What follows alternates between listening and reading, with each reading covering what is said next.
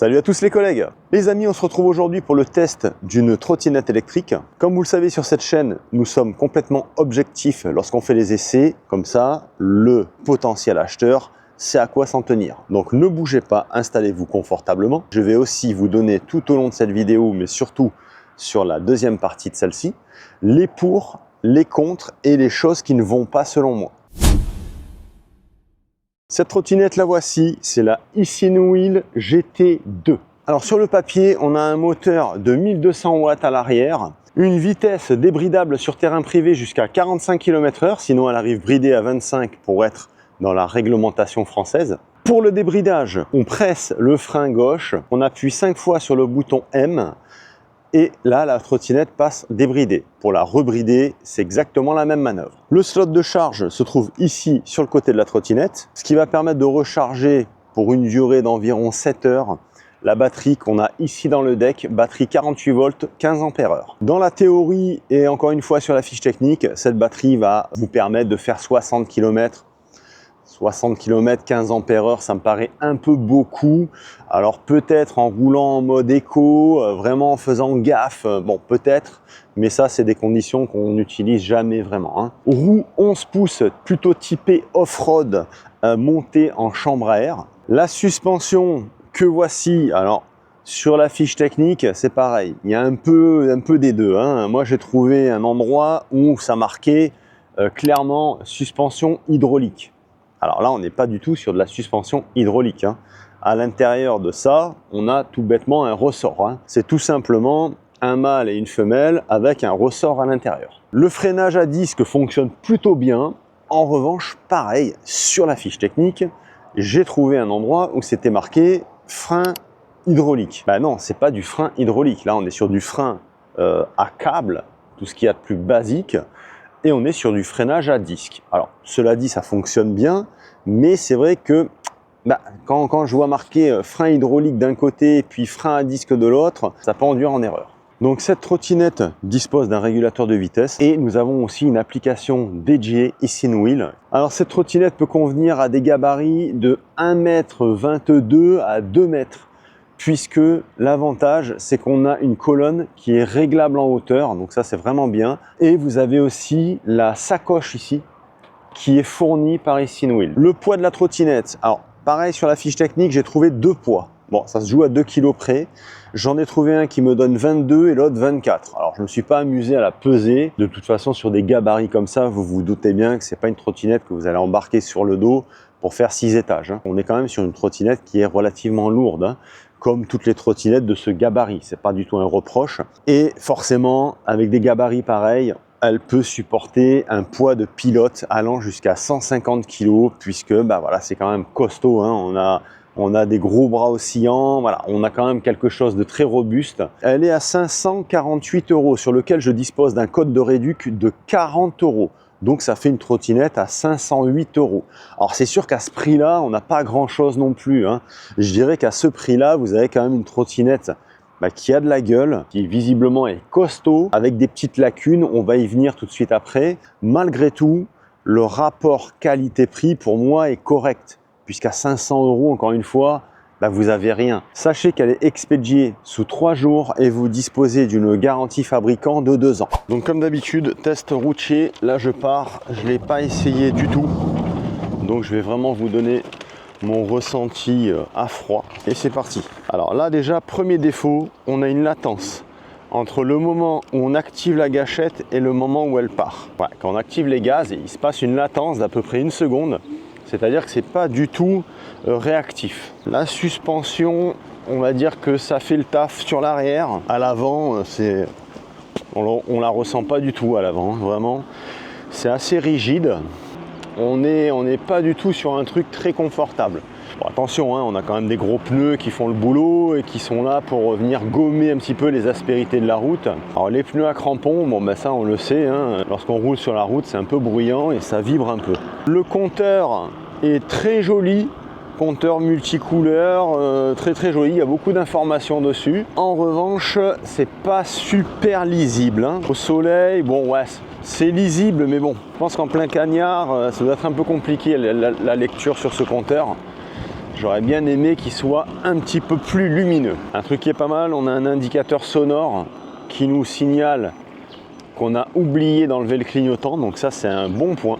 Bon, même si le clignotant ne sert pas à grand chose hein, sur cette trottinette. Et c'est là pour dire que, mais ça ne sert vraiment pas à grand chose. Hein. Elle n'est pas désagréable, hein. Attention, on n'a pas de jeu dans la colonne. En revanche, ça c'est un bon point également. On peut régler la hauteur de la colonne, donc ça c'est plutôt cool aussi. Le freinage, tant qu'à lui, alors l'avant ça freine bien, l'arrière un petit peu moins. Bon, je pense que il y a besoin aussi d'un rodage. Hein. Là, je viens de partir, donc tout est neuf. On va aller faire un test sur la côte. Ma côte favorite, hein, où il y a beaucoup de trottinettes qui calent. Je suis curieux de voir si elle grimpe. La côte habituelle, elle est ici. Allez, c'est parti.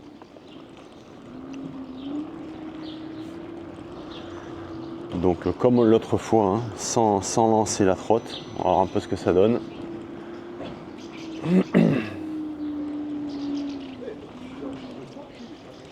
Non, c'est mort. Non. C'est mort.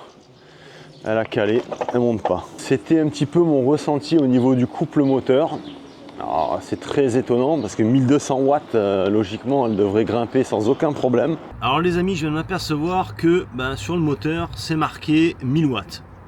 Alors que j'étais censé recevoir une 1200 watts. Je comprends pas trop en fait. Sur le site, c'est 1200 ou alors c'est la GT1 800 watts.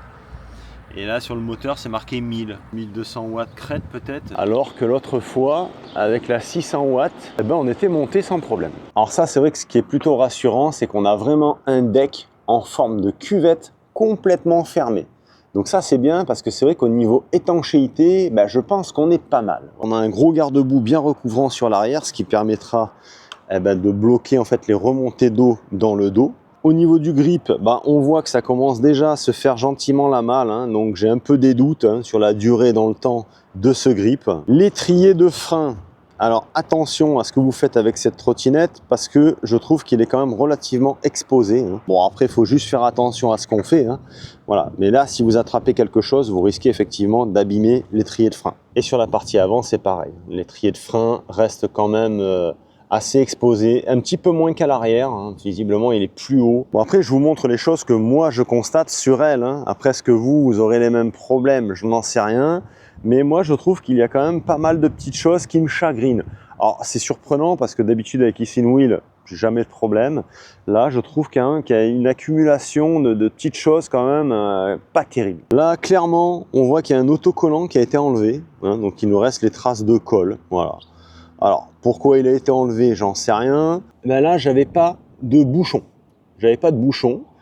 Et je sais pas ce qu'ils ont fait au montage. Alors, je sais pas si c'est volontaire, mais la valve, en fait, pointe comme ça vers l'arrière, vers le pneu. Vous voyez, sur l'avant, on reste quand même dans la jante, alors qu'à l'arrière, on vient déborder ici sur le pneu. Donc, un conseil aussi, lorsque vous recevez cette trottinette, vérifiez tous les serrages. Moi, j'ai eu quelques serrages qui étaient un peu timides hein, quand même. J'avoue que voilà, il y a vraiment des organes où ça mériterait un petit coup de clé supplémentaire. Sinon, à part ça, tout est OK. Au niveau de la colonne, on n'a pas un pet de jeu, ça c'est vraiment appréciable. Et ça respire quand même la solidité malgré tout. Hein. Présentation du poste de pilotage, les amis. Donc, on a ici un très beau commodo, très complet, avec des touches molles, très agréable au toucher. Pour allumer la trottinette, bouton power. La carte, on vient la passer dessous et on vient déverrouiller en fait ce magnifique écran. Un truc qui est très stylé lorsqu'on allume les phares, c'est qu'on a ces deux magnifiques LED ici bleus qui viennent s'allumer sur le deck.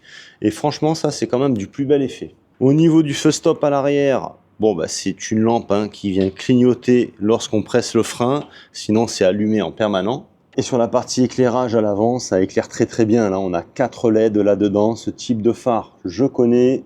Et croyez-moi qu'on n'est jamais déçu. Pour le pliage de la trottinette, ça se passe ici. Et ensuite, on plie la colonne et on vient la crocheter ici sur le garde-boue. Un truc que par contre j'aimerais voir sur beaucoup plus de trottinettes, pour nous camping-caristes, c'est ça. Voilà, là le guidon, vous desserrez, hop, vous tirez. Et là, vous venez plier complètement le guidon. Mais vous voyez l'idée, une fois qu'on enlève la sacoche, on n'a plus aucun encombrement. C'est-à-dire que l'épaisseur qu'on a ici, en fait, on la reporte tout le long. Et on n'a pas un truc qui vient dépasser. Alors c'est vrai que les guidons pliables comme ça, moi j'adore, parce qu'au niveau encombrement, dans une soute de camping-car, eh ben, ça fait quand même toute la différence. Bon, chers amis, pour résumer rapidement les pour, les contre. Alors, les pour, ça va être le prix.